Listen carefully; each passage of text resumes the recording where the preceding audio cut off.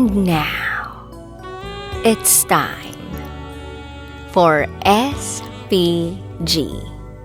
As in, Super Pagganern Secret File. Dinuguan sa Pasko. Good day, DJ Rocky. Sinulat ko ang kwentong ito dahil na-inspire ako sa kwento ni Miss Maharot. Nabasa mo yun 2 weeks ago if I'm not mistaken. Ang ikukwento ko ay nangyari noong nene days, totoy pa lang ako, 10 years ago. Itago mo na lang ako sa name song na Romina. At ito ang aking SPG, as in Super Pagganern Secret File. Ako ay isang Becky. Mukhang lalaki pero pusong binabae. Bata pa lang ako ay alam ko na sa sarili ko na nota ang bet ko. Like, do, re, mi, ganun. In fact, hindi ako kumakain ng calamares, yung pusit. Dahil amoy Pokemon Go. Illness overload. Kahit wala pa akong experience sa mga girlash, basta hindi ko betsong ang amoy ng calamares. Tsaka yung chichirya, yung dipsy. Madalas, yun ang pulutan namin sa inuman. Kaya, deadma ko sa calamares. Promise. Basta, okay na ako dun sa lollipop, mga sisig, ganun. At, siyempre, bilang isang Becky, nangangarap akong maging isang tunay na babae.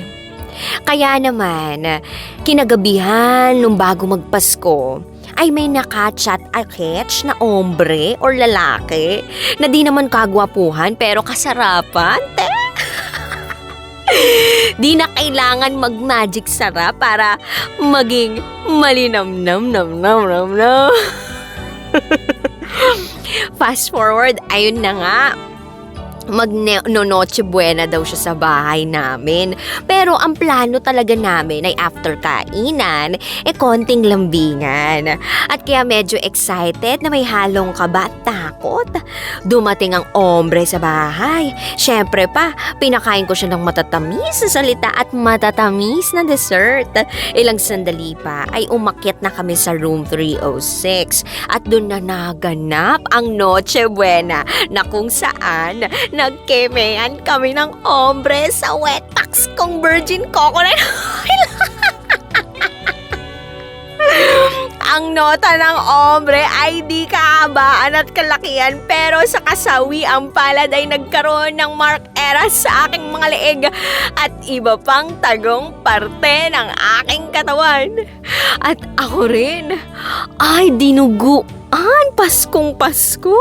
Aro Diyos ko, iba ang pakiramdam ko sa mismong araw ng Pasko. Nagkaroon ako ng unang dalaw. Dream come true na yata ite. Kaso, para akong lalagnatin. Ganun yata pag first time DJ Rocky.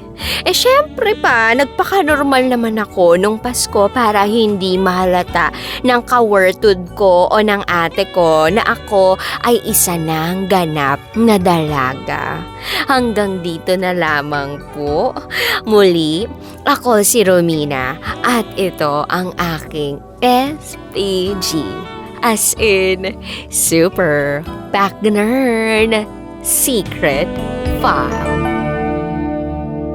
Always your number one FM radio station. Love Radio. Kabisyo, nakarelate ka ba sa Secret File na binasa ko? Kung nakarelate ka, Mag-subscribe ka na dito sa aming YouTube channel at pindutin mo na rin ang notification bell para updated ka sa mga susunod na episodes ng DJ Rocky Secret File.